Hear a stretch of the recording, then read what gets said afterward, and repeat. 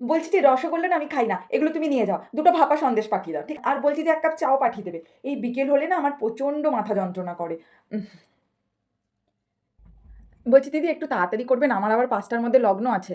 মানেটা কি তাড়াতাড়ি করবো? তুমি নিজেই তো দেরি করে এসছো, এখন আমাকে তাড়াহুড়ো করলে হবে না, আমার সময় লাগবে। তাড়াহুড়ো করবো তারপরে খারাপ হবে, তখন নিজেরাই বলবে মেকআপ আর্টিস্ট সাজাতে জানে না, ভুলভাল সাজিয়ে চলে গেছে। তোমাদের তো আবার অনেক কথা আছে। কি?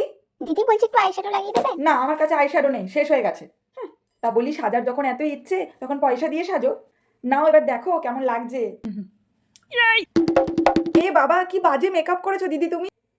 কি বাজে সাজানো হয়েছে! পয়সা দেবে না মানেটা কি? দেখাচ্ছি, পয়সা দেবে না। এই যে বন্ধুরা দেখতে পাচ্ছ, তোমরা লাইভটা তাড়াতাড়ি জয়েন হও। তোমরা দেখতে পাচ্ছ, এই দেখো, এই হচ্ছে ব্রাইড। আমি সাজিয়েছি, এক তো ব্রাইড দেরি করে এসছে, হ্যাঁ, তারপরে বলছে পয়সা দেবে না। তারপরে তো বাড়িতে ভর্তি লোক, সবার আলাদা আলাদা ক্রাইটেরিয়া। তারপরে বলছে আমি এখানে দুটো বুকিং কেন নিয়েছি, না আমরা মেকআপ আর্টিস্ট বলে আমাদের কি কোনো সম্মান নেই নাকি? তার মধ্যে এখানে আমাকে বেঁধে রেখেছে, বলছে পয়সা দেবে না। না কিসের কিসের, না কেন করবো না, কেন করবো না?